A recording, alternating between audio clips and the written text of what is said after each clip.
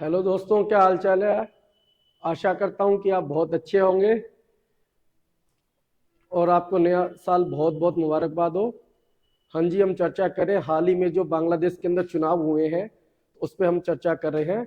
शेख हसीना, हाँ जी वही शेख हसीना जो पहले भी बांग्लादेश की प्रधानमंत्री थी, वो लगातार चौथी बार पूर्ण बहुमत से सरकार में आई है। ओवरऑल कुल मिलाकर वो बांग्लादेश की पांचवी बार प्रधानमंत्री बनी है, शेख हसीना जी। तो हम पहले उसके चुनाव के बारे में जिक्र करते हैं। बांग्लादेश के अंदर मुख्यतः दो पार्टियां, राजनीतिक दल है जो चुनाव लड़ते हैं। जैसे इंडिया के अंदर ही मुख्यतः दो राजनीतिक दल है, भारतीय जनता पार्टी और कांग्रेस। वैसे ही बांग्लादेश के अंदर भी दो राजनीतिक दल है, एक है अवामी लीग, एक है Bangladesh national party. Bangladesh national party है, उसका हम उसको लीड करती है वहां के पूर्व प्रधानमंत्री खालिदा जिया। खालिदा जिया भी वहां पे दो बार 1991 से 1996 तक, 2001 से 2006 तक 10 साल तक वहां पे प्रधानमंत्री रह चुकी है। और दूसरी पार्टी को लीड करती है अवामी लीग, जिसको लीड करती है शेख हसीना जी। शेख हसीना जी टोटल पांचवी बार प्रधानमंत्री बनी। उससे पहले वो 1996 से 2001 तक प्रधानमंत्री थी, अब 2009 से लगातार प्रधानमंत्री है शेख हसीना जी। इसलिए मैं आपको इस बारे में थोड़ा सा बताना चाहूंगा। तो शेख हसीना लगातार चौथी बार प्रधानमंत्री है, कुल पांचवी बार। शेख हसीना के नेतृत्व अवामी लीग ने खालदा जिया के नेतृत्व वाली बांग्लादेश नेशनल पार्टी को चुनाव में हराया है।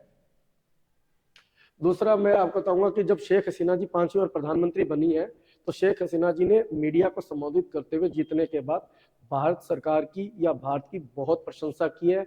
उन्होंने 1971 में जब भारत ने सहयोग किया था, पाकिस्तान से उनको बचाया था, पाकिस्तान की आर्मी, पाकिस्तान की सरकार जिस प्रकार बांग्लादेश के लोगों को पे जुल्म ढा रही थी, शेख हसीना जी बहुत भावुक होगी। उन्होंने भारत की उसके लिए तारीफ भी की है और उन्होंने भारत को बहुत धन्यवाद भी दिया है। इसलिए शेख हसीना जी ने जैसे भारत की ये बात बोली तो भारत के लिए बहुत ही महत्वपूर्ण मुद्दा बन गया। आपको फिर मैं बताता चलूं, क्योंकि भारत का हमेशा पड़ोसी देशों के साथ एक सकारात्मक नजरिया रहा है।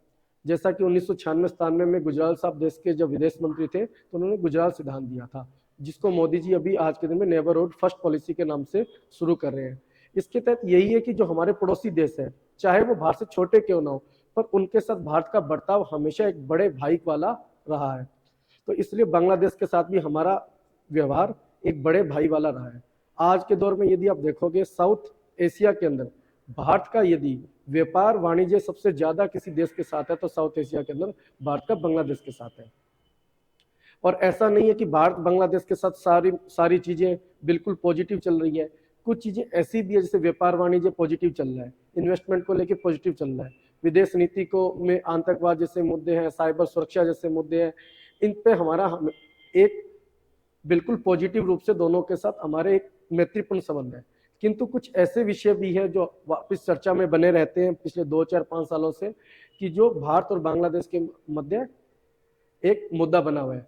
उसमें एक है तीस्ता नदी जल विवाद। तीस्ता नदी एक नदी है जो भारत से होकर बांग्लादेश में जाती है, बांग्लादेश से आगे बंगाल की खाड़ी में वहां पे गिर जाती है।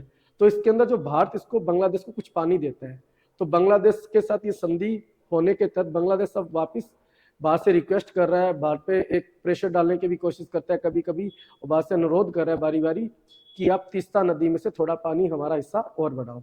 और हम इसलिए नहीं बढ़ाना चाह रहे क्योंकि हमारे किसान भाई है, हमारी कृषि है या कृषि आधारित उद्योग है, उनके लिए पानी हमारे लिए बहुत ज्यादा जरूरी है।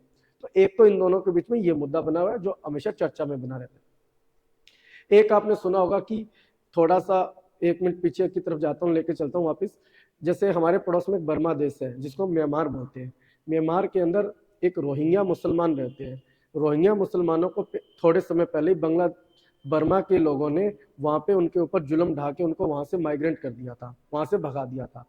और रोहिंग्या मुसलमान को ऐसा माना जाता है कि वो बांग्लादेश के रहने वाले मूल थे, किंतु जैसे ही वो बर्मा से आए या म्यांमार से आए तो उन्होंने शरण ले ली भारत के अंदर। तो भारत के अंदर जैसे उन्होंने शरण ली तो भारत सरकार ने उनको बांग्लादेश के साथ इस रोहिंग्या वाले बातों को लेके जब चर्चा की तो बांग्लादेश ने इस चीज को क्लेम नहीं किया। तो फिर एक रोहिंग्या मुद्दा भी हमारा एक चर्चा में बना रहता है। तीसरा एक महत्वपूर्ण मुद्दा यह है कि 2019 में भारत ने सिटीजन अमेंडमेंट एक्ट 2019 पारित किया था, नागरिकता संशोधन अधिनियम 2019, जिसके तहत कुछ बांग्लादेश के जो लोग थे जो 1971 का जब युद्ध हुआ उस समय उन्होंने शरण ली थी। शरण लेने के बाद वो भारत में आए थे, तो भारत के अंदर वो अभी भी रह रहे हैं। तो सिटीजन अमेंडमेंट एक्ट 2019 के तहत वो कुछ बांग्लादेश के लोग जो मूलतः बांग्लादेश के हैं वो इलीगल माइग्रेंट घोषित कर दिए गए हैं। तो उस विषय को लेके भी वापस भारत और बांग्लादेश के अंदर एक मुद्दा बना हुआ है।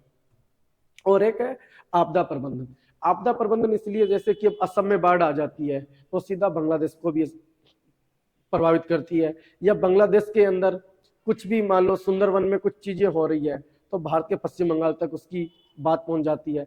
इसलिए यहाँ के जो एरिया है जो पूर्वी भारत है और वहाँ पे एक बांग्लादेश है, वहाँ पे जो डिजास्टर को लेके है आपदा, जिसमें बाढ़ भी है, चक्रवात भी है, आगजनी है या लैंडस्लाइड है, तो इन मुद्दों को लेके भारत और बांग्लादेश को एक दूसरे के सहयोग की आवश्यकता होती है, किंतु फिर यहाँ पे भी कभी कभी हमें मतभेद देखने को मिलते हैं। कुल मिला के सार यही है, हमारा बांग्लादेश के साथ बहुत अच्छा संबंध है। बांग्लादेश के साथ हमने संबंधों को सुनिश्चित करने के लिए कनेक्टिविटी पे भी बल दिया गया है। हाल ही में कुछ हमने सड़क बनाई है वहाँ पे, ठीक है, सड़कों पे कनेक्टिविटी बढ़ी है, रेलवे मार्ग भी हमारा बड़ा है, ठीक है, और हमने वहाँ पे ब्रिज भी बनाए हैं, जैसे कि फेनी नदी पे ब्रिज बना था। बाकी पॉजिटिव है, किंतु कुछ मुद्दा अभी भी बना हुआ है और हम उम्मीद करते हैं कि शेख हसीना जी देश की प्रधानमंत्री बनी है बांग्लादेश की, उनके शासनकाल में भारत के साथ जो संबंध है वो अच्छे रहे हैं और आई होप कि आगे भी ये संबंध अच्छे बने रहेंगे। और समय के साथ जो ये मुद्दे हैं, तीस्ता वाला, रोहिंग्या वाला, सिटीजन अमेंडमेंट एक्ट, कनेक्टिविटी और आपदा प्रबंधन, ये भी मुद्दे के समय के साथ सॉर्ट आउट हो जाएंगे। जय हिंद दोस्तों, बाय बाय।